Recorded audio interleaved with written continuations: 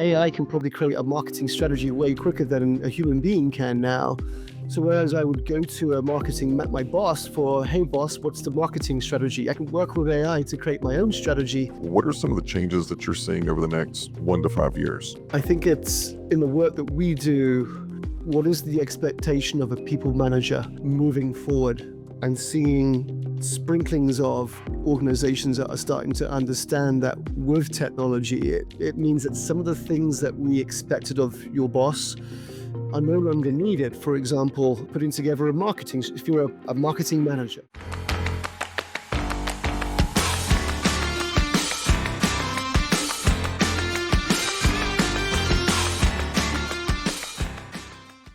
Welcome back to the Human Capitalist Podcast. I am Trent Cotton, your host, and I am joined today by a fellow author, and we're going to dig into his book, and I think you're really going to walk away with something really interesting. So, Alex, welcome to the show. Thanks for having me, Trent.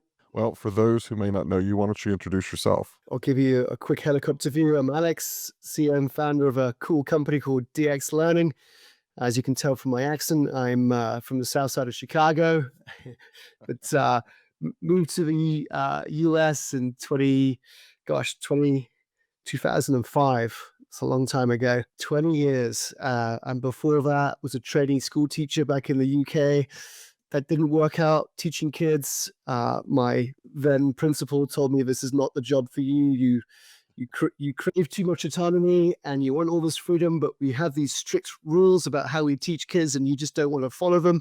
So I was like, okay. And then went into adult education, did my time in management consulting. And then in 2015, started this great company, DX, because I just saw so many people mistreated, having been mistreated myself as an employee from a bad boss. I saw a lot of my friends, a lot of the people I work with. There was definitely a problem, and I just wanted to do something about it. So what exactly does your company do? Just kind of give us a high level there. The mission was to wipe out workplace toxicity, which is a job for life. I hope you agree. There's no flawless team. I mean, every team, when I say the word toxicity, I don't mean you all have it. We all have elements of it just because we're human, and the way the human brain works is, as we'll probably discuss later, it's a very selfish, self-centered piece of machinery. And unintentionally, sometimes we can cause toxicity without even knowing that we do. So we've all got it in our teams, in our homes, I coach soccer. There's always levels of a toxicity, and my job is just to reduce that down to as low as it can be, so any team can function at its best. That's interesting, and I agree with you. Whenever I have a leader that says, I've achieved high performance, I'm thinking, okay, then you achieved it, but it should be, we are achieving. It's always a verb because, I mean, especially now with all the changes in the workforce, the technology, and just the sheer volume of change, I don't know that you can actually just achieve, maybe for a week. Hey, I hit high performance, right? Maybe for a day, maybe for an hour, but doesn't that sentence you just said, it's that leader who has the growth mindset of, I love the saying, I'm not there yet, right? You never get there. It's like Amy Emerson's psychological safety. So many people say, we have psychological safety. You might have pieces of it, but you don't get it. You never get there. You never get to high performance. You never get to psychological safety. You never get to full emotional intelligence. It's the mindset of, I can always improve. And that's who we work with, is those that want to improve, but they're few and far between. They really are. Well, because you have to be self-aware, and I think that is a thing that is lacking a lot in the workforce. Have you read the book Insights by Tasha Eurich? Yeah.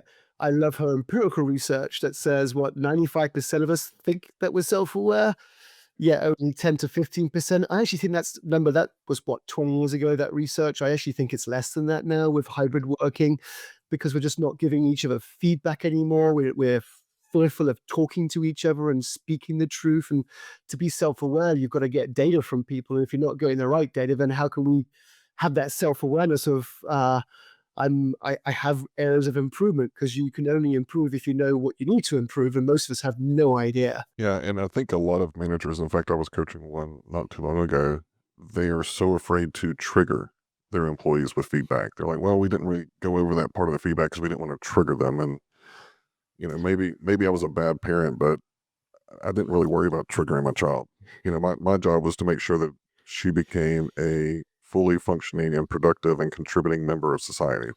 So I think we've gotten a little too. We got to achieve some kind of a balance. You definitely need to be aware and respectful of people's feelings and where they are and what they're going through, but you also need to hold them accountable. And if you get out of balance either way, you're doing malpractice. I think that touches on probably the toughest subject. So I'm as you can tell by the gray, uh, I come from a different world, really. And I feel even more sorry. So I'm Gen X. I feel even more sorry for my friends in the baby boomer world. And yeah, every generation has their strengths and weaknesses, right? What you're born into, your parents, your first teacher, your friends create that set of values of what's normal for you, and what's normal for me is most certainly not normal for some of the 20-year-olds that I lead. And I'm not right and they're not right. We have to meet, but I think that's organizations. My organization, DX, we have a set of values, and there's a clear expectation of what I expect from you and what you can expect from me. Organizations and leaders within them have this obligation to really, despite what's going on in the world, to create an environment where people can do their best work and can be their best selves. And that's difficult with so many different generations in the workforce right now. It is, and it's only going to get a little bit more complicated because we're about to have several more that are coming in, and the rate of change. I think generally generationally, you can kind of see there's a lot of similarities, and you have a couple of polar opposites. It's going to be interesting to see as the impact of AI on everyday life and how integrated it actually becomes. These newer generations that are coming in, I wonder how much more polarizing they're going to be compared to what the norm is at the time that they enter the workforce.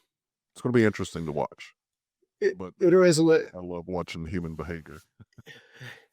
That's our job, right? It's and I don't I, we have a saying that I've heard, which I just love it, which is AI doesn't care, right? That's Mhm. the one thing that makes us human, and what AI will never be able to do. And I cringe when I see some research that says it does.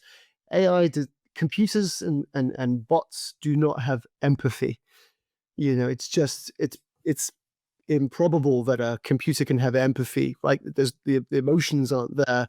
That's what makes us unique. So we just need to double down on that, and that's it's not talked about enough. In the fact that in this technology revolution that we're in, the one thing that we need to double down on and do more of is be human. hmm Well, speaking of that, the kind of the idea of human capital in my mind is just kind of an elevated version of human resources, because human resources to me is like you're managing the resources and you've got a mindset of protecting them, doing this, following the policy, moving this piece of paper. Human capital is more of a how do we get the most to where our employees are benefiting and of course the company's benefiting. So as you look at human capital through that lens, what are some of the changes that you're seeing over the next 1 to 5 years? I think it's in the work that we do. It's how leaders lead. What is the expectation of a people manager moving forward? And and seeing sprinklings of organizations that are starting to understand that with technology, it means that some of the things that we expected of your boss are no longer needed. For example, putting together if you're a marketing manager, you know, AI can probably create a marketing strategy way quicker than a human being can now.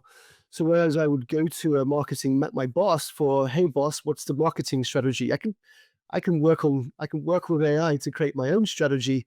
So the things that we used to go to our bosses for in terms of technical expertise, because we tend to promote people on the technical expertise, I can now get that faster, quicker, and better from technology. Well, then I go, well, what do I need my boss for? I need my boss to understand what motivates me, what drives me. I need my boss to make sure that I have a voice in this organization. I need essentially, really, in simplistic terms, I need my manager to ensure that I'm doing my best work and I can be my best self. And that's for me a significant change. Again, we're not. I'm seeing sprinklings of this. It's the IQ and EQ, right? In the old times, it was more about the IQ, how intelligent you are, your technical expertise, your prowess. People revered that. That's what you got promoted for. But that's changing because that technical prowess now sits on your phone in this wonderful AI, which only gets stronger and better. So, what do we need managers for? We need them to do the EQ stuff. We need them to be emotionally intelligent to ensure that the more technically gifted employees that they have are doing their best work. So do you also foresee, as a result of that, not just in more importance of humans' soft skills in the leaders, but also in the workforce? Again, go back to what we talked about maybe 5 years ago. AI doesn't care, humans do. I think we all need to raise our ability to communicate, collaborate, give feedback. I can't stand the word soft skills because it just means the executives see them as soft. When you use that word, of course, they're anchored. Mm, I call right. you even said it right. Human skills. I think everyone needs to double down on human skills because it's our ability to communicate and collaborate that differentiates us from artificial intelligence and bots. So yeah, it's not just on the leader. For me, a high performing team needs a high performing leader, and high performing leaders need a high performing team. We're in this together. So yeah, we need, and we're not good at it, by the way. We all know that. Our communication skills and collaboration skills are not hardwired at birth, and it's a learned skill. Totally is. And, you know, I have a huge passion around the topic of high performance. But whenever I was going through and kind of going through your book, The Care to Win, I thought the framework was really interesting. It kind of made me pause and think, okay, well, this is different, and I like different. It kind of means that I'm not reading through the book going, yeah, I know this, I know this, I know this. It's actually got me engaged. So, can you walk us through the framework of Care to Win? Thank you. It's good. Thanks for the feedback. I appreciate that. So we called the book Care to Win because look, humans and business have to cooperate. We can't just double down on humans because if you just do the human stuff and we don't achieve a result, well, that's a problem. And if we just achieve a result without focusing on the humans, well, that's not good for humanity. So there needs to be this cooperation between humans and business.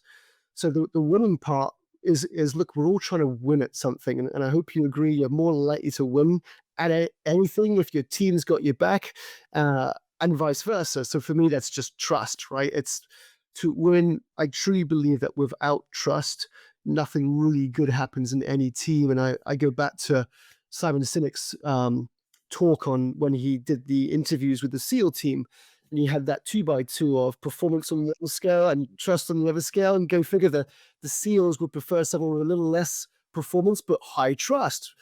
Yeah. They're the highest performing team in the world, so shouldn't our teams mirror that? We got to double down on trust. So the care piece.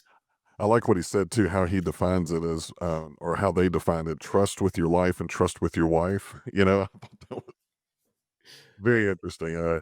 So I mean, if you haven't gone and looked at that talk, just look up Simon Sinek and Seals on YouTube, and it'll come up. It is definitely worth the 10 or 15 minutes. Oh, it's fantastic and very true. But shouldn't the same rules apply for a team in the workplace? I should be able to trust my boss with my wife or my partner or my kids. Mhm. You know, I my team babysit my kids. My vets, they don't have any issues being around their kids being around me. Like we are a high trust team. I don't know if that's the norm out there, and that's the problem that we're trying to solve. Is well, have you gained that trust? So the care piece is how you gain that trust. And our research and just the work that we did to try and make this as simple as possible because we're all exhausted, right? There's so many uh, different ways to look at how to do it. We just like, how do we make this simple? So C stands for clarity. Trust. How can I trust you if you're not clear with me and not transparent with me and don't explain the why?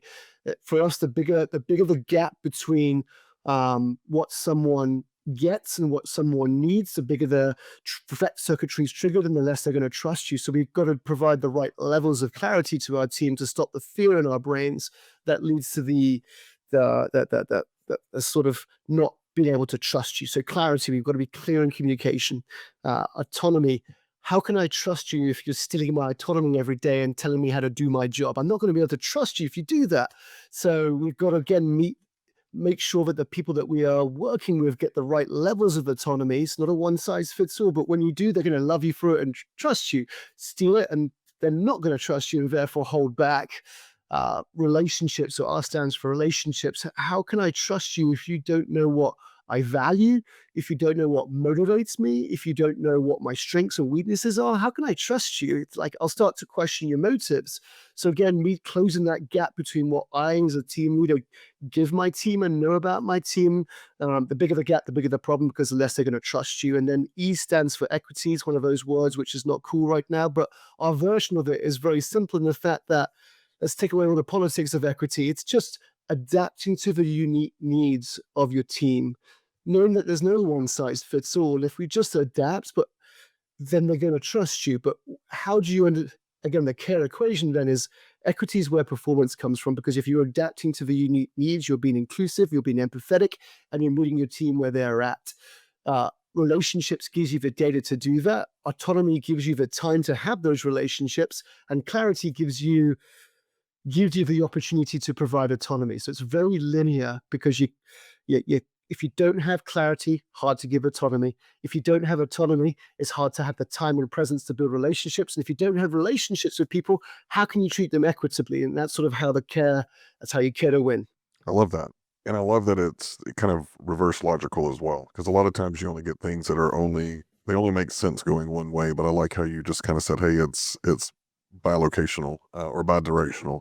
So how have you seen this work in organizations? You said that you work with organizations to kind of implement this and create those high performing teams, with trust being that primary anchor. Can you provide any kind of examples of, kind of a before and after, and what you were able to do and how you coach them to become more caring and a high performance team? The simplicity of our work is there's no flawless team, there's no flawless leader. We've got a validated diagnostic that really helps a team leader and the team understand where their biggest gap is. So the data will provide us with what levels of clarity have been given and what levels of clarity are needed, what levels of autonomy in relationships and equity. So how we work then is provide the context for what care is, what it isn't, run the diagnostic, and then work with the team on, look, your biggest gap is autonomy. In fact, it's a stark gap. And then work with the team leader on coaching them how to give more autonomy, and work with the team on how to ask for more autonomy and to know when it's been stolen from them and what to do. Because the problem that we have in teams is silence. When you have a vernacular, for me, care is like the love language, right? When you have a language, it's so much easier to communicate. So with the language, it now goes, well, for team members that have more confidence to say, hey, boss, you're micromanaging me. I need some more autonomy. The boss doesn't get defensive then because they have that same language. Our challenges in teams is we tend to get very defensive very quickly, and to the point where we have a bad experience, we then end up saying nothing. So we leverage the data to understand what the biggest gap is. We coach the leaders on how to give more, give them some tools and some playbooks on how to do it, coach the teams on how to be asking for it, run the data again, see how the gaps shortens, and what tends to happen when you tend to put some time and energy into one of the 4 dimensions is one of the other dimensions starts to get bigger. So then we go, okay, relationships has now gotten bigger. Let's go work on that. But for me, it's a forever refinement of how we work together to always be closing gaps, because we only have 168 hours a week. If you're saying yes to this, you got to say no to something else. Right. So and to your point, you never get to high performance. It's just the continual refinement. So we just help teams understand their gaps, given the language of care, so that they can continue to have those conversations with each other in team meetings, in emails, reduce that defensiveness and fear, and therefore every day becomes a learning day. That makes sense. And then, because I want to kind of dig into a couple of these individually. And I love the example that you just gave, but I think that as a coach, a lot of times what I see many leaders struggle with is just clear communication. Um, what's in your kind of research and your experience, what's the biggest mistake that they make, and how can they use clarity as a way to overcome it? The biggest problem that we're trying to solve for is the brain. We have a saying that human beings are running advanced societal software technology on cave person hardware, the brain, and we're just not ready for the modern world. We're trying to process between 11 million to 60 million bits of information every second. I bet you most of the listeners right now probably got 5 screens open, one for email, one for social media, one for this, and maybe one for something else, right? So we're all this information. I've got one here, I've got one here, I've got one here, and then my iPad is up too. Yeah, I appreciate you reading it like that. You're welcome. I've got 3 here, so I'm not far behind you. So we're trying to process all this information, and nothing's changed in 300,000 years. We just swapped out saber-toothed tigers for bosses. But the point being is we're just trying to survive, and that's still the primary purpose of our brain, is to survive. So in order to process information, we've created heuristics. Heuristics are just shortcuts to process this millions of bits of information. The shortcuts, right? They're brain shortcuts. That's what heuristic is. It's a brain shortcut to make judgments real quick, decisions real quick. The negative effect of a heuristic is a bias. We've got about 188 of them. So think about that. So one of the biases when it comes to clarity is the illusion of agreement bias. So I'll say something to you really quick and just give me your answer. If I was to say, hey, what's a ruler to you? What's a ruler to you? Something to measure with. To me, it's King Charles II of the UK. So what would happen then if I was your boss and I go, hey guys, I'd love you to build a ruler this week. It's got to be in the next couple of days, and I want you to present to me on Wednesday your rulers. You go, well, that's easy. I got it. Because that's what your brain's telling you to do. My brain's like, this is easy. They got it.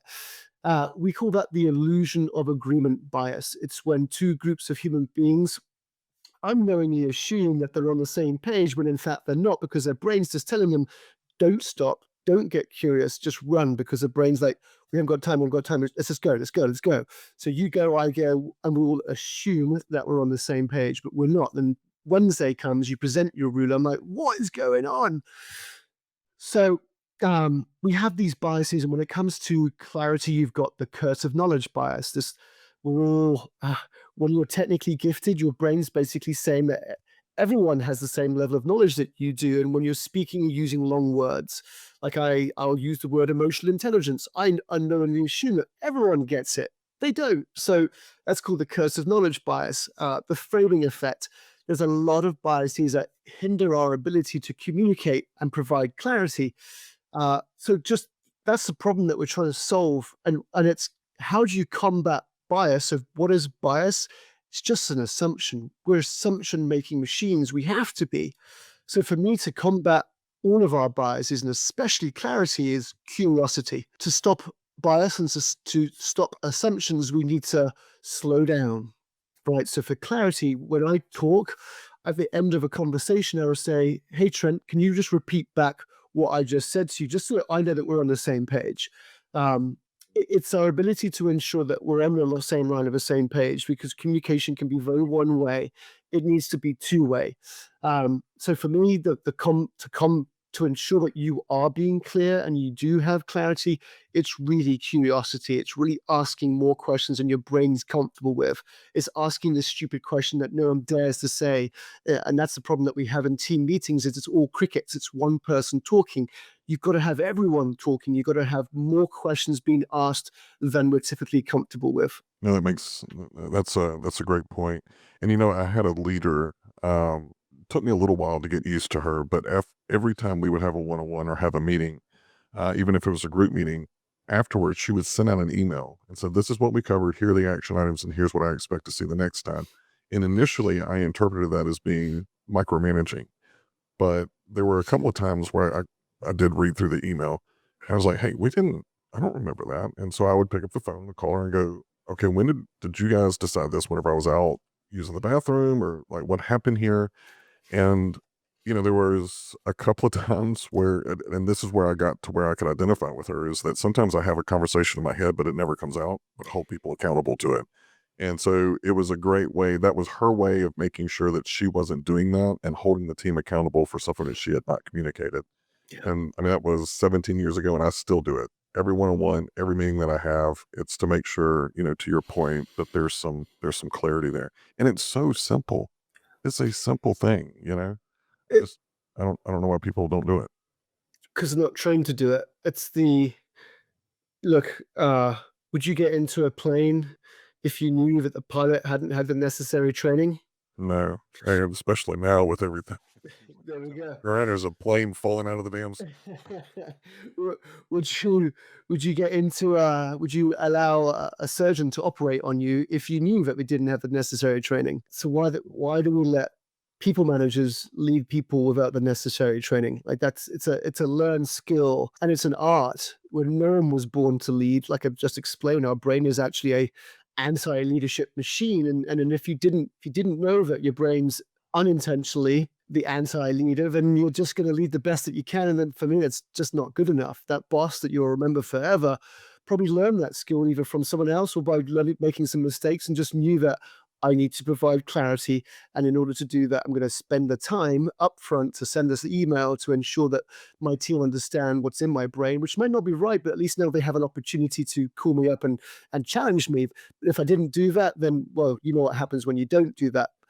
We spend a lot of time in rework, duplication of work, stress, anger, and it's hard, it's hell up there. And it's interesting all the work that we've done with teams. What we found is the C and the R are the two most challenging dimensions of care. And actually, I think 90% of the time, most teams have a clarity issue. Go figure. Yeah, makes sense. Well, and two, the speed at which everybody's moving now, it's hard to stop sometimes and just make sure that you're providing the clarity or seeking clarity. So it makes sense. But then also too, as a leader, like how do you balance granting autonomy with also maintaining accountability? I see a lot of leaders struggle with that. Yeah, it's so think of clarity as the what, autonomy is the how, and relationships is the who to the what and the how. Accountability, therefore, really is a dichotomy and a necessary tension between clarity and autonomy. You you can't expect of others, or you can't hold someone accountable unless you're crystal clear on what you're holding them accountable to. You can't grant agency, autonomy, unless you have the clarity in the first place. Because if you try to give autonomy without the clarity, that's chaos and confusion. It's almost like working for Mill, by the way. I'm a I'm an entrepreneur. I'm a very low clarity, I have a very low preference for clarity. Just take myself and my wife, for example, our relationship, we work very hard at this. I am a low preference clarity person. You can give me a sentence and I'm cool with that. That same sentence would strike the fear of God into my wife because she needs a full paragraph on things. She's not right, I'm not right. But if I don't meet her where she's at, the threat circuitry is triggered. So that just gives you a sense of every human's different. So to provide the right levels of accountability, that means you've got to provide the right levels of clarity to start with. And then and only then can you grant the right levels of autonomy and hold people accountable. And for me, those two work hand in hand, the C and the A. And when those two are done right, that's where ownership and accountability comes into play. But if you haven't got the clarity right, you've either given too much clarity or too little clarity. And then with the autonomy, you've either given too much or too little. That's when you get those accountability issues. And I think our job's to try and make this stuff real simple because accountability is one of those words that we use a lot. But how it's the dichotomy between the C and the A that gives you the opportunity to get accountability right.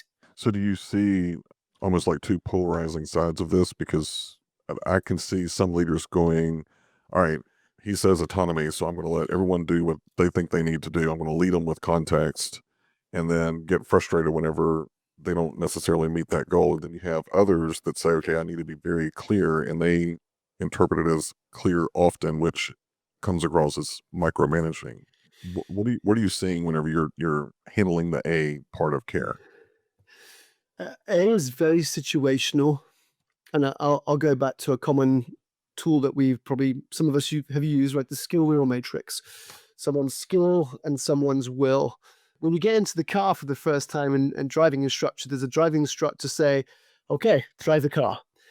Uh, Mhm. no, because I've never driven a car before. Can you please show me the basics before I start driving? Right. So that means it shows you that in that situation, it's okay to steal autonomy and be very micromanaging and prescriptive. Because for me, autonomy is always earned. You don't just give it willy nilly. So it's a journey.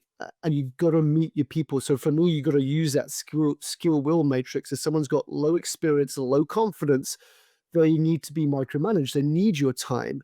But of course, if that's not, we call it the red zone. If you got a team of people who need to be micromanaged because they have low skill, that's not good for you, because then you can't do your job and build relationships because you're always micromanaging them. So then you've got to develop them, coach them, get them out of that bottom left quadrant.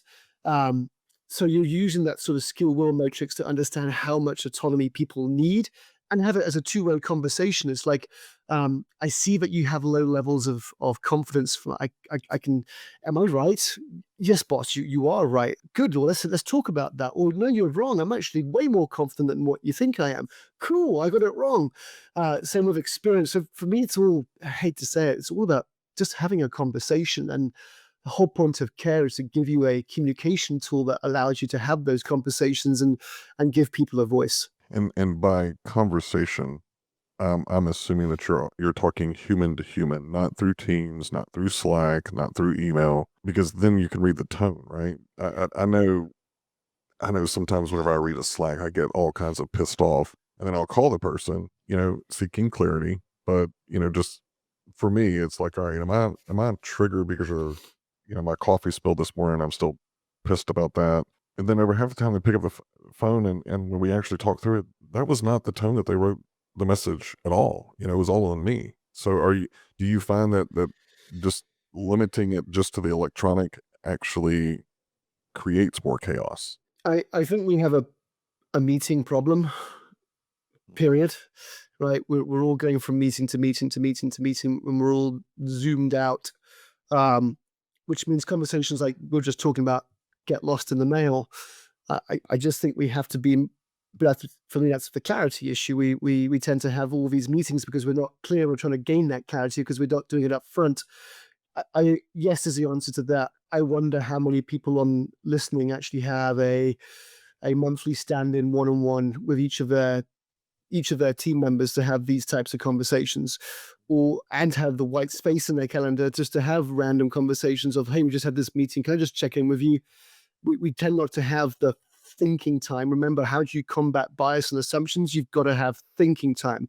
You've got to be curious. That curiosity doesn't cut when you're in the heat of battle and going from meeting to meeting.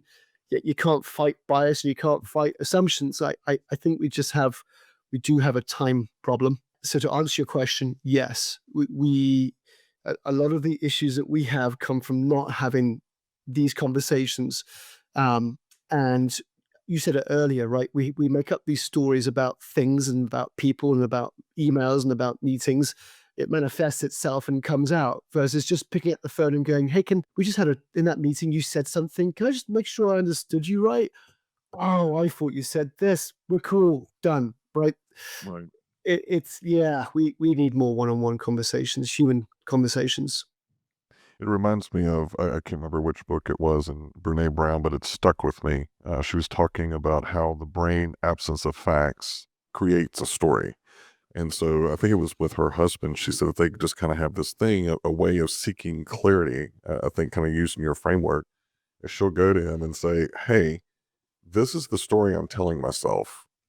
Is this accurate? And if it's not, can you help me understand where I'm misunderstanding? Yeah. And I think she tells this story about both of them were competitive swimmers when they were dating, and they had a little weekend at the lake, and so they were going to go swimming, and there was some kind of misunderstanding, and she was talking about how she was swimming back, and she was just pissed off, and she was going to beat him to the deck, and went in the house, and like she was all riled up before he even walked in the door, and I could relate to that because that's how I get. I'm like guns blazing, battleship broadside, way to go.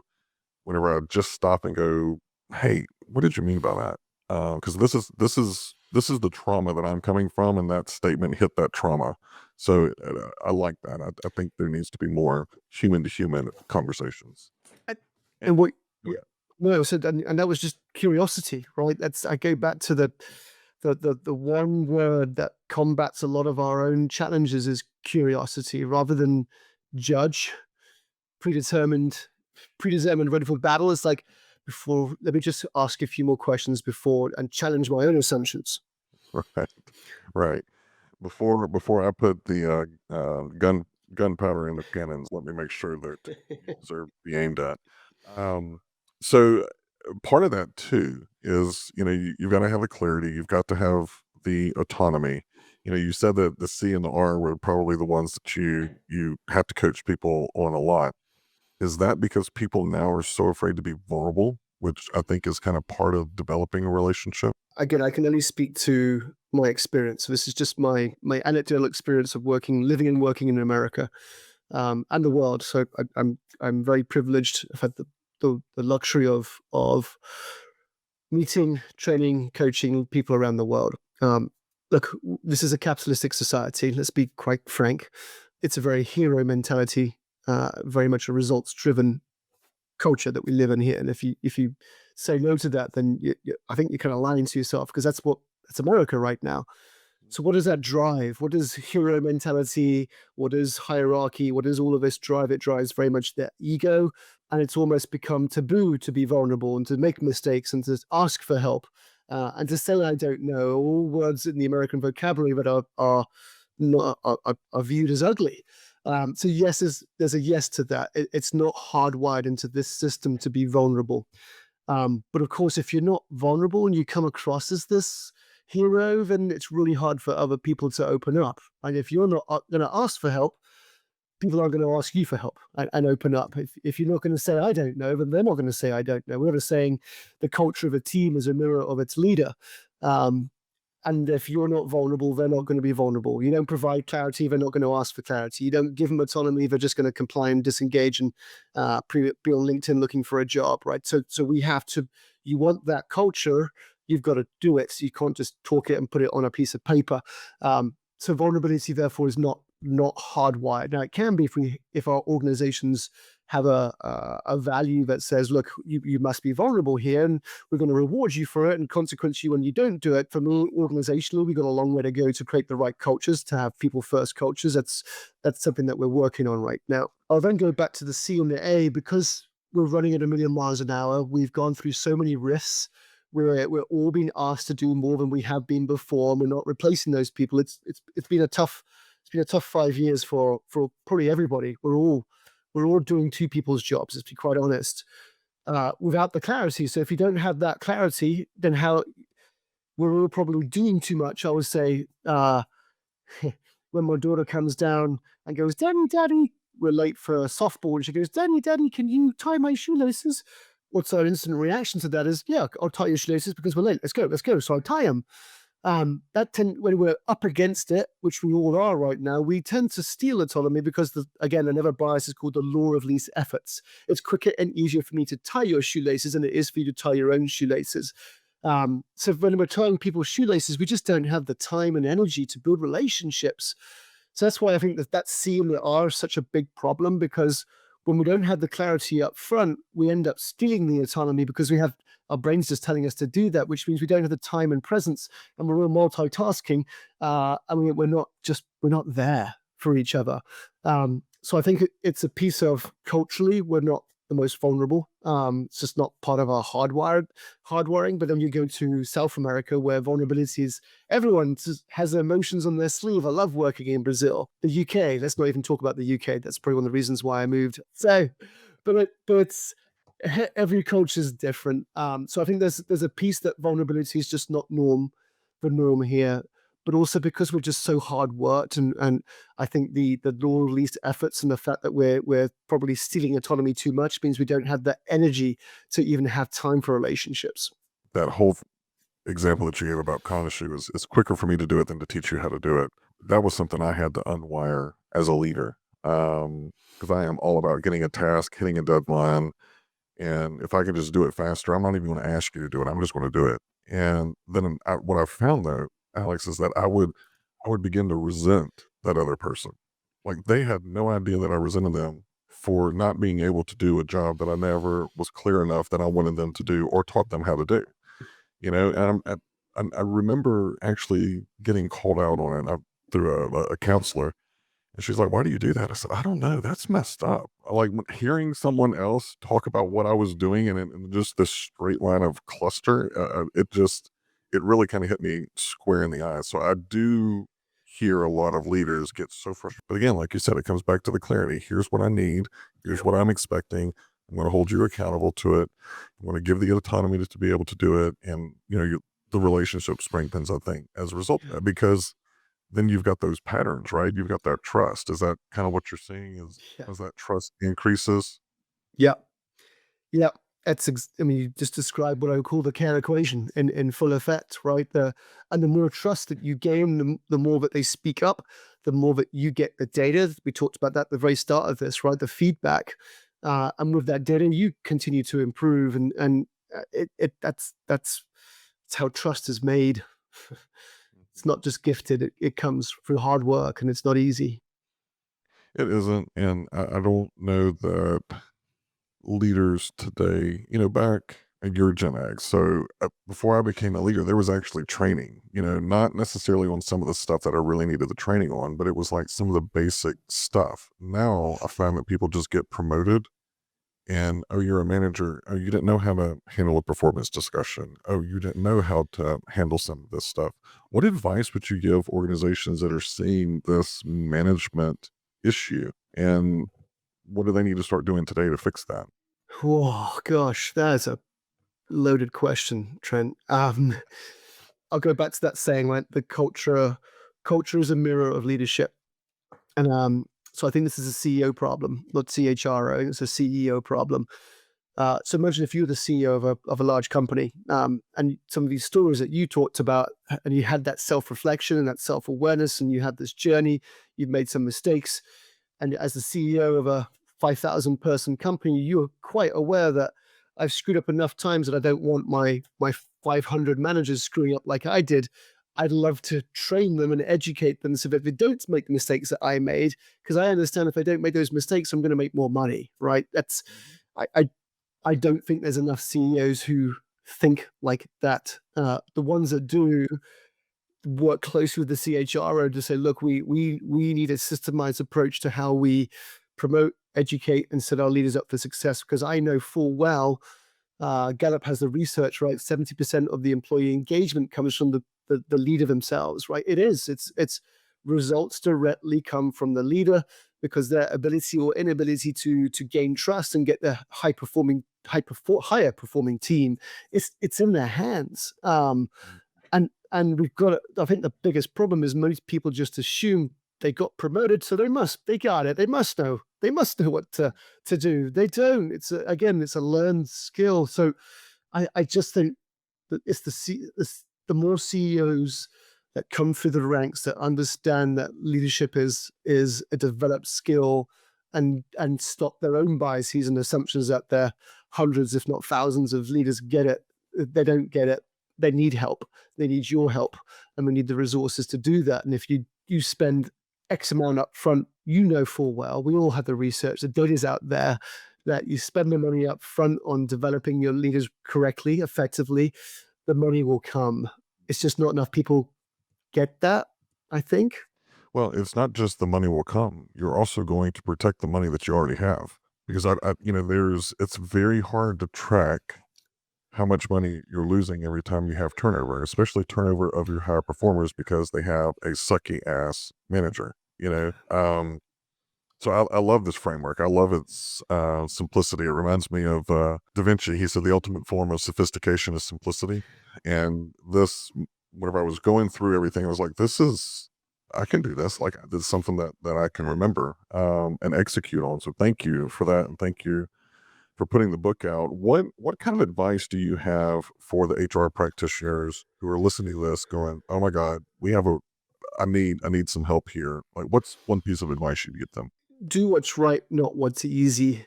I think it's to fight the hard battle. Many of the HR practitioners we work with, I get the call, Alex, I've got 100 managers that need to be trained in conflict resolution. I go, tell me more about that. When you strip it back and you really understand, it's actually not conflict resolution, it's something else. And it's typically not the 100 managers that had the problem, it's their bosses and bosses that had the problem. I remember, regardless of who you are biased. You're designed for speed. Just a HR folk, get curious.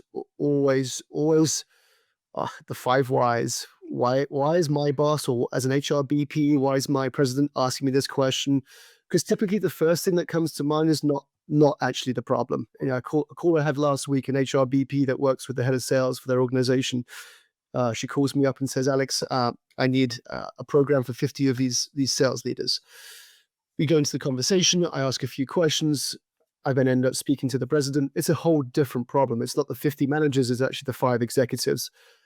I think we spend too much time tick box training and then going to Franklin Covey and wondering why nothing changes. My word of advice is like everything, get more curious, ask more questions. Don't revert to tick box training and going that the first thing is typically not the problem. It's typically something else, and stick by your guns and really be a consultant and ask more questions and get to the root cause versus the simple. Again, the simple thing tends not to be the right thing. Absolutely. That's that whole 5 whys, kind of getting down to that root analysis. All right. Are you ready for some rapid fire? Go for it. All right. What's a book that changed your perspective on business? There's 2 books. What the business one was, John Warlow, Built to Sell, just gave me in building my business, just a different view on how to really build a business from a process point of view. And that changed everything for me. So that was a business one. I love The Coaching Habit by Michael Bungee Steiner as a book that changed me personally about how to coach and a simple habit of coaching. Overnight change for me. I need to go back and read that one. It's been a while. I love whenever guests give books that either I haven't read or I have one of those moments ago. I need to go reread that. I'm sure that everything that I learned, I was so excited about. I'm probably only doing 50% of it. So it's a great reminder. Do you have a podcast or series that you listen to kind of fill your cup as a leader? Adam Grant's, just because we're a bunch of scientists here at DX, so I just love the lens that he gives when it comes to his podcast and putting the science into anything. So I forget the name of his podcast. Here it is. There it is. First one, Rethinking by Adam Grant. All right, I'll have to add that one. I like that kind of stuff. Where can people find and engage with you? Number 1, the book. So go Amazon, Care to Win. The book has its own website. If you're just curious and want to learn more, that's alex-draper.com. So there's a book website. Find me on LinkedIn, Alex Draper at DX. I post every day about all this stuff. So that's probably the easiest and quickest way to get to know me. You can DM me on LinkedIn. I'll always reply. And of course, the business website is dx-learning.com. And if you are intrigued about all the stuff that we do. Love it. Yeah, actually, I found you because of your content. I went down a rabbit hole and was like, all right, I gotta talk to Alex. I think we'd have a good time. So what's your one-liner? I always like to give everyone a mic drop moment. What's one line that you would leave the audience with?